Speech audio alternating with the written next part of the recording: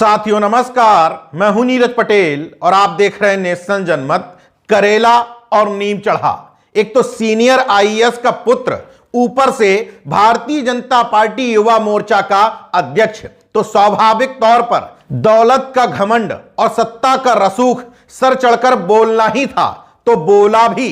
घमंड का आलम ये, पहले अपनी प्रेमिका को गाड़ी के नीचे कुचल दिया, उसके शरीर की कई हड्डियां टूट गईं। इसके बाद आरोप लगाता है कि पैसे ऐंठने के लिए वो ड्रामेबाजी कर रही है। अब ड्रामेबाजी में कोई अपने ऊपर ही गाड़ी चढ़ा लेता है, अपनी हड्डियां तोड़वा लेता है, अस्पताल में एडमिट हो जाता है, ये समझ से परे है। लेकिन आईएएस का बेटा है, बीजेपी का नेता है, तो पुलिस भी मान ले रही है कि हो सकता है ड्रामेबाजी ही की गई हो। जब तक यह मामला चर्चित नहीं हुआ, तब तक इस शख्स को पकड़ने की तो छोड़िए, एफआईआर दर्ज करने तक की जहमत महाराष्ट्र पुलिस ने नहीं उठाई। वही महाराष्ट्र जहां कहा जाता है एक इंजन, उसके पीछे डबल इंजन, उसके पीछे ट्रिपल इंजन, पता नहीं कितने इंजन ठुकते चले जा रहे हैं। लेकिन पहले गुंडई की जाती है, फिर उस गुंडई को छुपाने के लिए पीड़िता को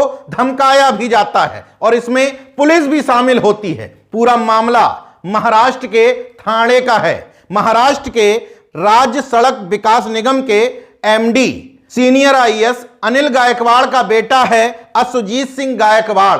भारतीय जनता पार्टी युवा मोर्चा का ठाणे का अध्यक्ष है। उस पर आरोप है कि 11 दिसंबर को सुबह तकरीबन 4 बजे उसने अपनी प्रेमिका प्रिया सिंह, जो सोशल मीडिया में चर्चित भी हैं, इन्फ्लुएंसर है, उसके ऊपर गाड़ी चढ़ा दी, जिससे पैर की 3 हड्डियां टूट गईं, कूल्हे की हड्डी टूट गई, अस्पताल में भर्ती करवाया जाता है। लेकिन 7 दिन तक पुलिस इसको छूती तक नहीं है। खुलेआम गुंडागर्दी करते घूमता है, पीड़िता का चरित्र हनन करता है। लेकिन आईएएस का पुत्र था और एक ऐसा आईएएस जिसका विभाग सीधे सीधे सीएम एकनाथ शिंदे के अधीन आता है, तो इसको छूने की हिम्मत नहीं पड़ पा रही थी। मामला सोशल मीडिया में चर्चित होता है।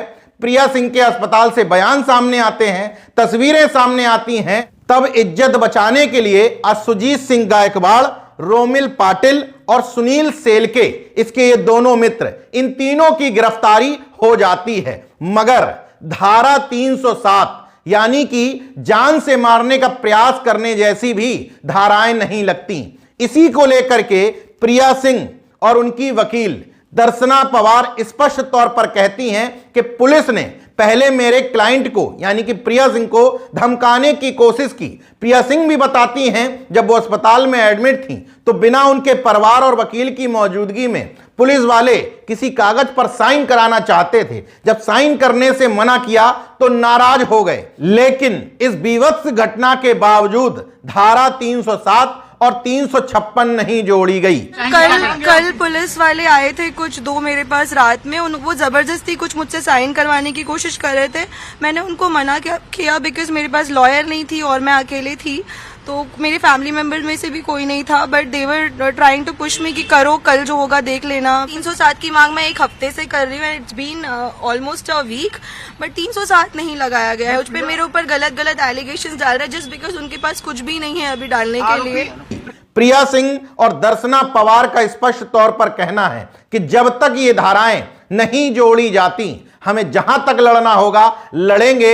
हमें मुंबई पुलिस पर यकीन कतई नहीं है, क्योंकि पहले दिन से ही अपने बीजेपी नेता और आईएएस पुत्र को बचाने की कोशिश कर रही है। वो तो भला मनाइए कि सोशल मीडिया पे मामला चर्चित होता है, तब इन तीनों को गिरफ्तार किया जाता है। मामला केवल गाड़ी से नीचे कुचलने का नहीं, यह भी मामला दर्ज होना चाहिए कि असुजीत सिंह गायकवाड़ प्रिया सिंह को कई दिन तक यह बताता रहा कि मेरी शादी नहीं हुई है। जब शादी का खुलासा हुआ तो बोला मेरी पत्नी से तलाक हो गया है। उस दिन प्रिया सिंह ने असुजीत को अपनी पत्नी के साथ एक होटल में पकड़ लिया था, क्योंकि असुजीत कहता था कि मेरी पत्नी अब मेरे साथ नहीं रहती।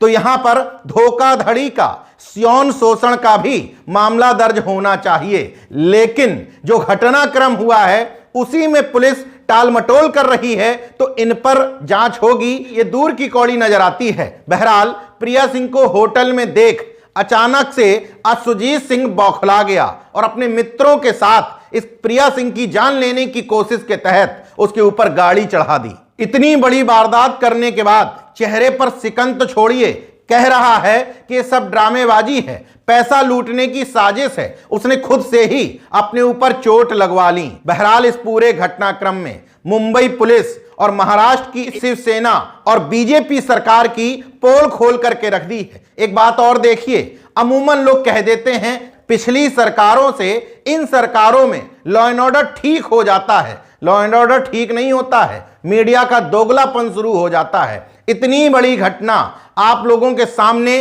पहुंच नहीं पाई। अगर विपक्षी दलों की सरकारें होती और आरोपी नेता उन्हीं की पार्टी से होता तो अभी तक मीडिया धज्जियां उड़ा देता। अब धीरे धीरे छन के खबरें आ रही हैं, लेकिन इस पर डिबेट नहीं की जाएगी, सत्ताधीशों से सवाल नहीं किया जाएगा, क्योंकि ऐसा करने से आका नाराज हो जाएगा। देखते रहिए नेशन जनमत, जागरूक और सजग बने रहिए। जय विज्ञान, जय संविधान, जय लोकतंत्र। धन्यवाद।